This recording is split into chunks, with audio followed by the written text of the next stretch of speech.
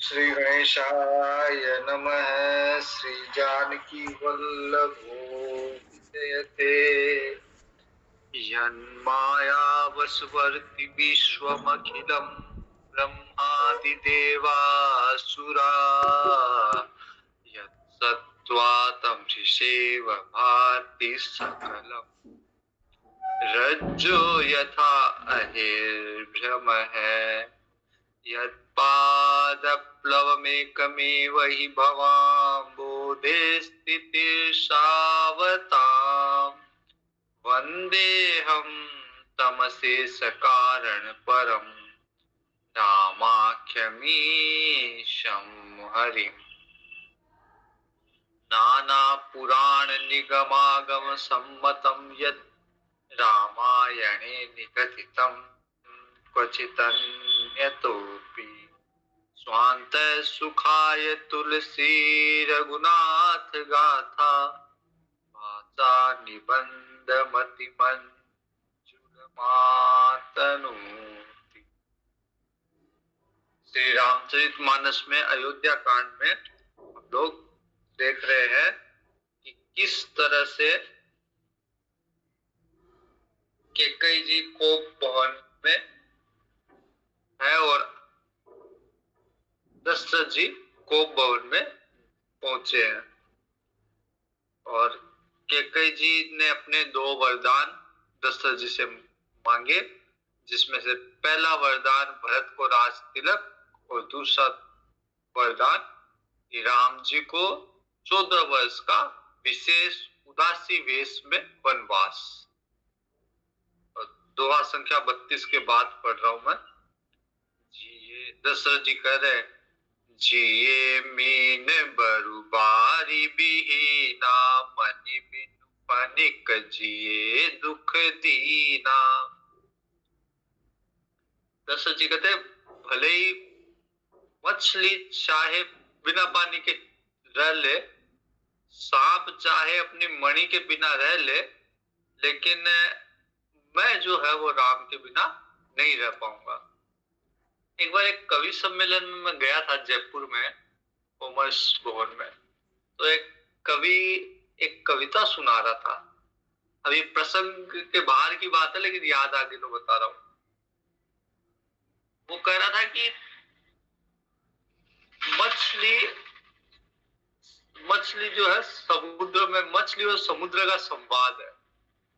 तो मछली नाराज होती है कि मैं कितना प्रेम करती हूँ तुमसे कि तुम्हारे बिना तुमसे अलग होके मैं अपने प्राण छोड़ देती हूँ, लेकिन तुम कितने निष्ठुर हो कि तुमको कोई फर्क ही नहीं पड़ता। मैं तुम्हारे लिए तड़प तड़प के मर रही हूँ अगर तुमसे अलग कर दी जाऊं, लेकिन तुमको इसका कोई फर्क ही नहीं पड़ता, तुम आराम से वैसे ही रहते हो। तो समुद्र कहता है प्रकृति अधीन व्यवहार है, मतलब तुम मेरे लिए नहीं मर रही, ये सब प्रकृति के अधीन है। तुम्हारी प्रकृति वैसी है कि तुम मेरे बिना नहीं रह सकती, और मेरी प्रकृति ऐसी नहीं है कि मैं तुम्हारे बिना मर जाऊं। क्योंकि मेरा स्वरूप जो है इतना विस्तृत, इतना गहरा है कि तुम्हारे अलावा भी बहुत सारे जीव जंतु मेरे अंदर है। तुम्हारे से अलग होते अगर मैं मर जाऊं तो वो सब भी मर जाएंगे। इसलिए मैं अपनी प्रकृति में बंधा हुआ हूं, तुम अपनी प्रकृति में बंधी हुई हो। प्रकृति विवश है व्यवहार। तो सब जो व्यवहार चल रहा है संसार का, वो अपनी अपनी प्रकृति के अनुसार चल रहा है। यहाँ पे दशरथ जी कहते हैं कि जिये मीन बरु बारी बिहीना मनि बिनु फनिक जिये दुख दीना। भले ही मछली बिना जल के जी जाए और सांप अपनी मणि के बिना जी जाए, लेकिन कहूं स्वभाव न छलु मन माही जीवन मोर राम बिनु नाही। दशरथ जी कहते हैं कि मैं अपना स्वभाव बता रहा हूं, मैं इसमें कोई छल कपट नहीं कर रहा, झूठ नहीं बोल रहा। अब मेरा स्वभाव ऐसा ही है कि जीवन मोर राम बिनु नाई, बिना राम के मेरा जीवन नहीं रहेगा।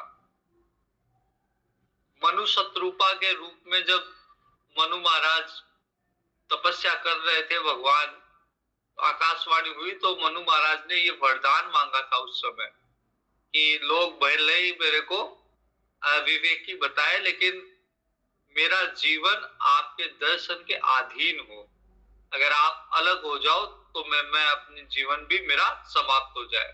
तो दशरथ जी कहते हैं जीवन मोर राम बिनु नाई, बिना राम के मेरा जीवन नहीं है। समुझी देखु जिय प्रिया प्रवीणा, जीवन राम दरस आधीना। ये कैसे दशरथ जी कहते हैं कि इस चीज को तुम समझो हे प्रिया, तुम इस चीज को देखो समझो कि मेरा जीवन जो है राम के दर्शन के अधीन है। अगर दर्शन नहीं होंगे राम के, राम मेरी नजरों से ओझल हो जाएगा, वन में चला जाएगा, तो फिर मेरा जीवन भी नहीं रहेगा।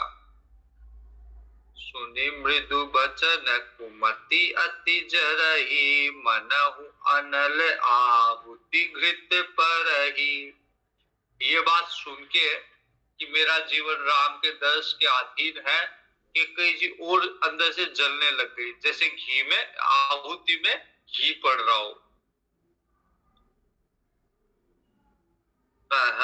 कहि करहु किन कोटि उपाया, इहा न लगी रावुरी माया। कई जी कहते हैं कि तुम कितने कोटि उपाय कर लो, यहाँ पे तुम्हारी माया नहीं चलेगी। देहु की लेहु अजस कर नाही, मोहि न बहुत प्रपंच सुहाई। ये कई जगह कहती है देखो बहुत ज्यादा प्रपंच तो मेरे को अच्छा लगता नहीं है, सीधी सीधी बात करो कि वरदान दोगे या नहीं दोगे। नहीं दोगे तो अपयश होगा, संसार में तुम्हारी अकीर्ति होगी।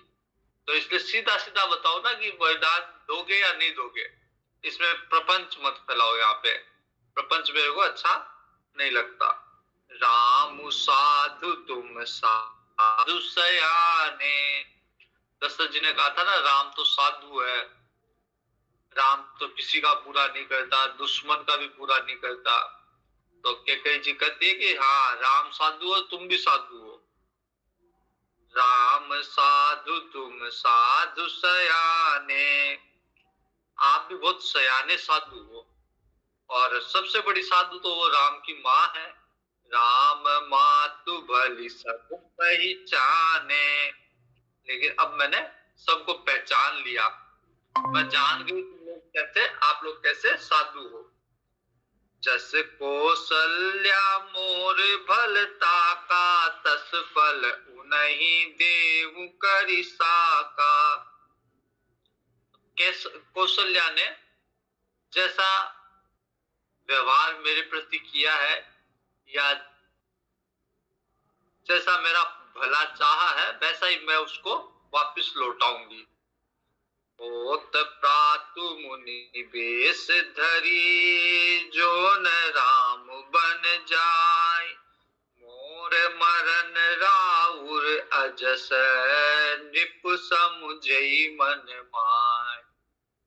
ये कई जी कहती है कि अगर सुबह होते ही अगर राम वन में नहीं गए, मुनि वेश धारण करके विशेष उदासी बन के अगर राम वन में नहीं गए, तो फिर मेरा तो मरना होगा और आपका अपयश होगा संसार में। कि आप बोल रहे थे रघुकुल रीत सदा चली आई, प्राण जाए पर वचन न जाए। तो सब ये कहेंगे कि महाराज दशरथ जी ने वचन दिया था लेकिन फिर उसको पूरा नहीं किया, तो आपको अपयश मिलेगा। अस कही कुटिल भई उठी ठाड़ी, मानहु रोष तरंगिनी बाड़ी। पाप पहाड़ प्रगट भई सोई, भरी क्रोध जल जाई न जोई।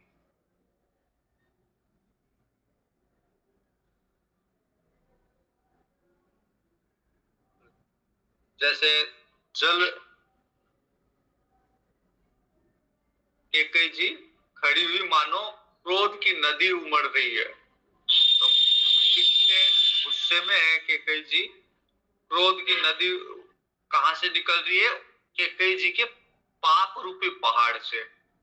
तो कैकेयी जी का पाप इतना बढ़ गया कि उसमें से क्रोध रूपी नदी निकल रही है। दो बर कूल कठिन हठ धारा, और दोनों जो वरदान है वो नदी के दो किनारे हैं। भंवर कुबरी बचन प्रचारा, और इस नदी में जो भंवर है वो कुबड़ी के मंथरा के वचन है। बाढ़ाहत भूप रूप तरु मूला, और ये नदी क्या करेगी कि जो दशरथ रूपी वृक्ष है उसको ढा देगी। आहत भूप रूप तरु मूला, चली विपत्ति बारिधि अनुकूला, और विपत्ति रूपी समुद्र में ये नदी चली है। लखी नरेश बात पूरी साची, मिस मीचू शीस पर नाची। दशरथ जी को अब समझ में आ गया कि ये कैकेयी जी का दोष नहीं है, बल्कि कैकेयी जी के रूप में मेरी मम्मी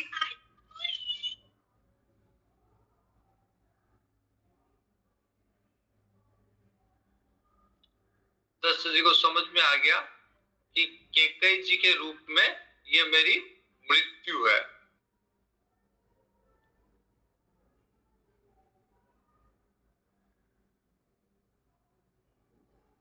गही पद विनय कीन बैठारी, जनि दिन कर कुल होशी कुठारी।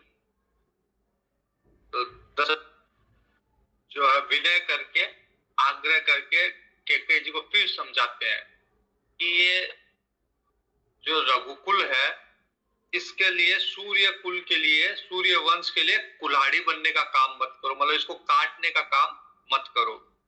मांगू माथ अब हई देऊं तो ही, अगर कुछ मांगना तो मेरा सर मांग लो, मैं मेरा सर भी तुरंत दे दूंगा। राम विरह जनि मार सिमोह, क्योंकि राम के विरह में भी मेरी मृत्यु होनी है, तो मांगना है तो मेरा सर मांग लो, मैं एक क्षण भी नहीं सोचूंगा, तुरंत काट के दे दूंगा।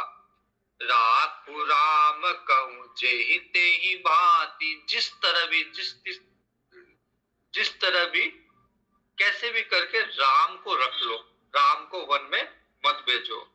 नाहि तजरि जन्म भरी छाती, अगर ऐसा करोगी तो फिर जन्म भर पछताना पड़ेगा तुमको। देखी व्याधि असाध निप परेहु धरनि धुनि मात, कहत परम आरत बचन राम राम रघुनाथ। दशरथ जी समझ गए कि ये जो बीमारी है कैकेयी रूपी, ये असाध्य है, इसको अब ठीक नहीं किया जा सकता। तो हाथ सर पे लगा के और राम राम रघुनाथ करते हुए दशरथ जी बैठ गए। व्याकुल राव शिथिल सब गाता, करिनी कल्प तरहु मनु निपाता। दशरथ जी व्याकुल हो गए, ऐसे लग रहा है जैसे कोई हाथी जो है कल्प तरु को उखाड़ के ले गया। तो दशरथ जी के जो मनोरथ रूपी पेड़ था उसको कैकेयी के वरदान रूपी हथनी जो है उखाड़ के ले गई। कंठ सुख मुख आवन पानी, जनु पाठिनु दीन बिनु पानी।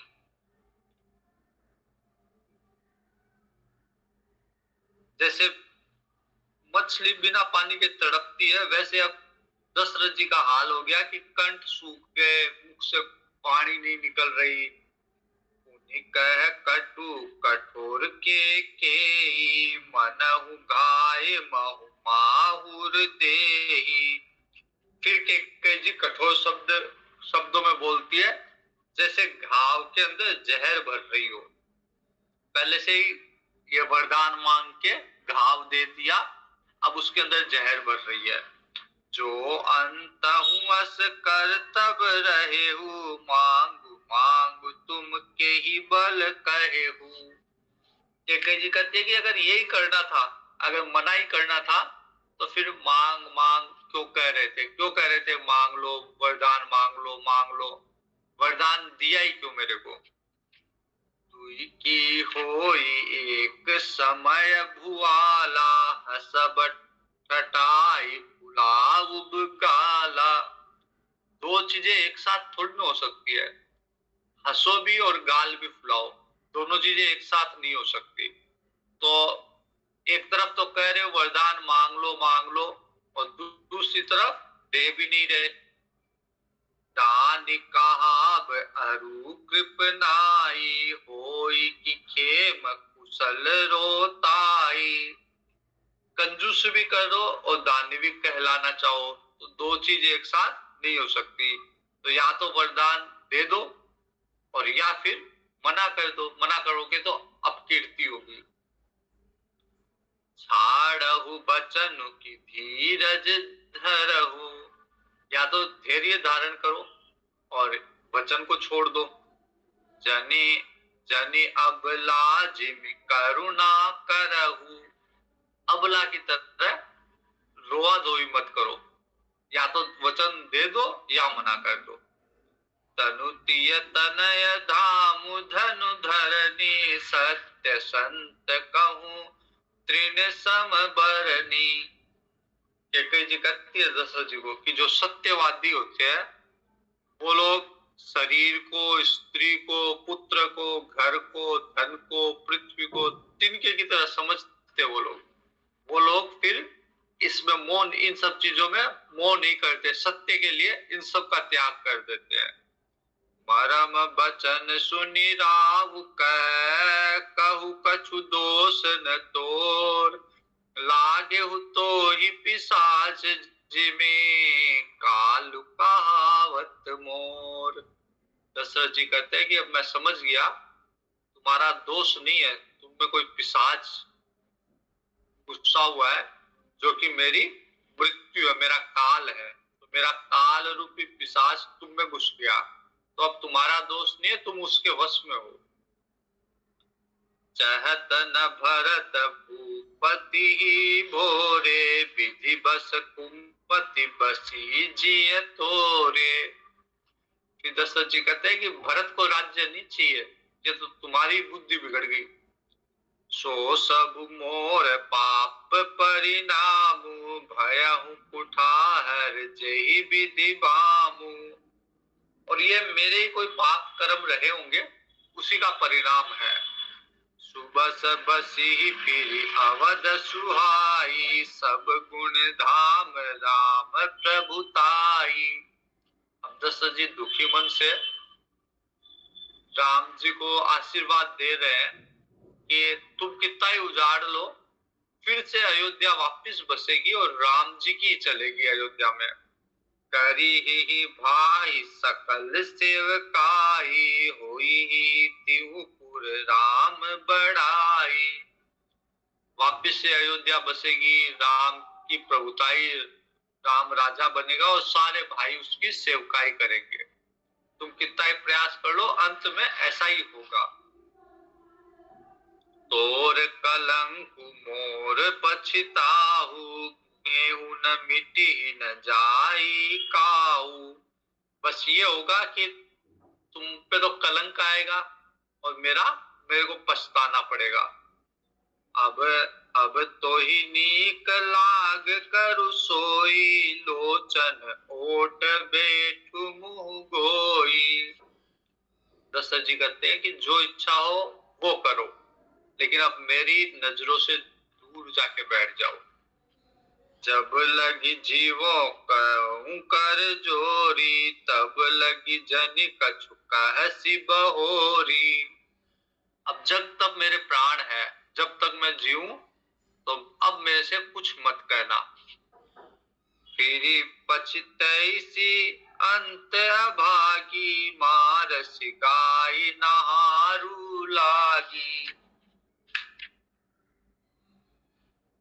अगर तुम ऐसा वरदान मांग रही हो तो अभी तो तुम मांग रही हो, लेकिन फिर पछताना पड़ेगा। जैसे एक आंत के लिए कोई गाय की हत्या कर दे तो कितना बड़ा पाप कमाता है, वैसे तुम छोटी सी चीज के लिए और तुम जो है राम को वनवास दे रही हो। परहु राव कही कोटि विधि, काहे करसी निदान। कपट सयानिक न कहती कछु, जागति मनहु मसान।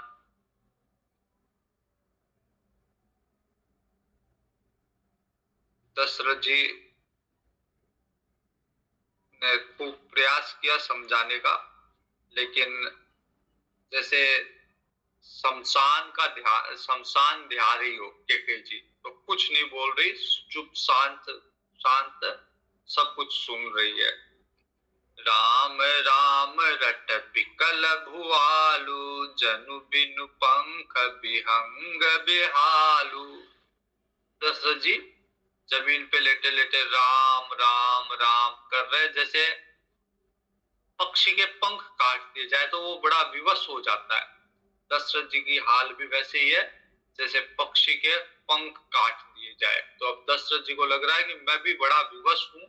अब जैसे पक्षी उड़ नहीं पाता, वैसे दशरथ जी को लगता मैं भी कुछ नहीं कर पा रहा।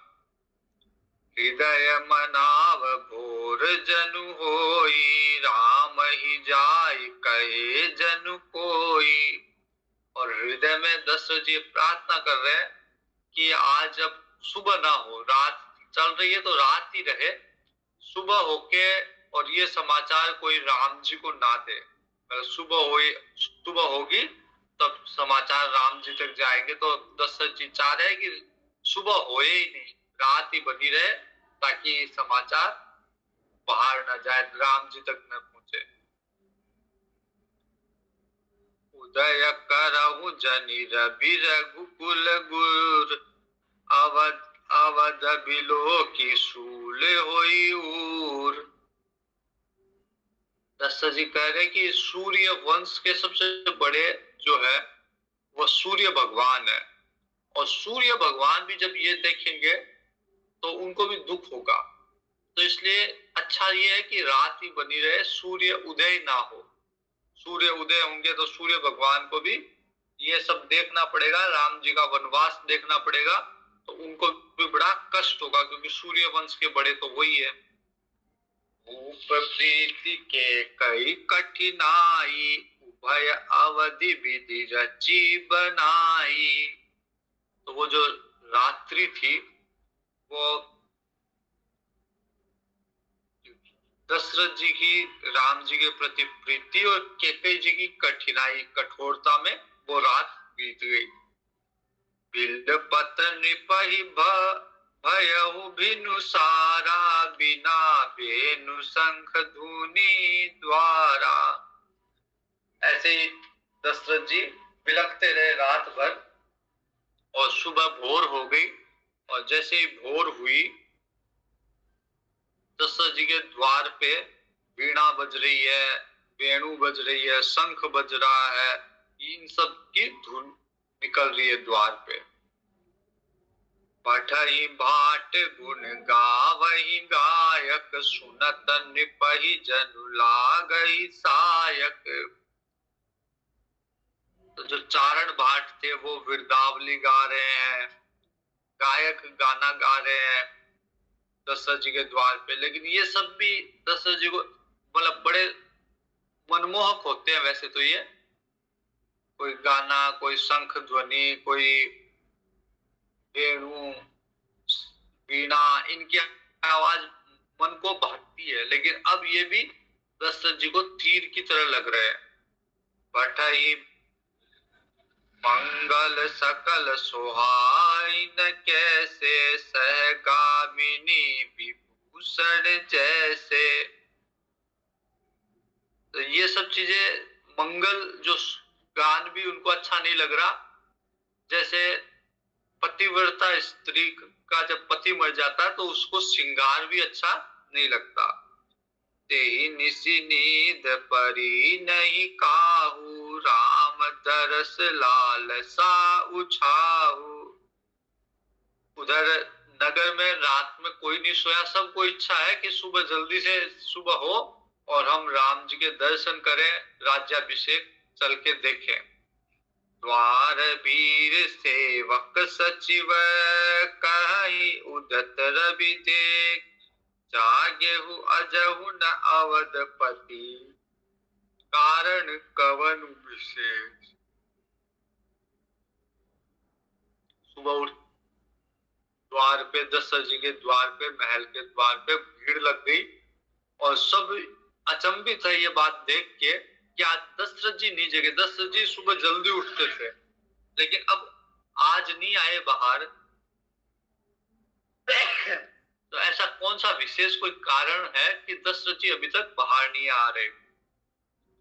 पाछिल पहर भूप नितु जागा, आजु हमई बड़ अचरज लागा। जाहु सुमंत्र जगावहु जाई, कीजिए काजु रजाय सुपाई। तो सब ने मिलके सुमंत्र जी को भेजा कि आप जाके राजा जी को, दशरथ जी को जगाओ और फिर जो उनकी आज्ञा हो वो करो। गए सुमंत्र तब राउर माही, देखी भयावन जात डेराही।